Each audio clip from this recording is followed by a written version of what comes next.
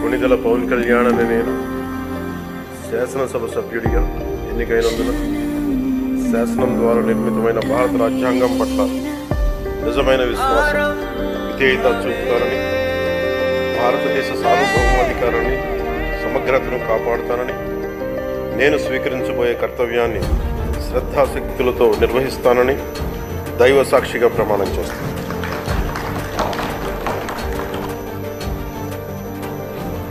కొణిదెల పవన్ కళ్యాణ్ అని నేను ఆంధ్రప్రదేశ్ శాసనసభ సభ్యుడైన కొణిదెల పవన్ కళ్యాణ్ అని నేను సభా నియమాలకు కట్టుబడి ఉంటానని, వాటిని అనుసరిస్తానని, సభా మర్యాదలను పాటిస్తానని, సాంప్రదాయాలను గౌరవిస్తానని దైవ సాక్షిగా ప్రమాణం చేస్తాను.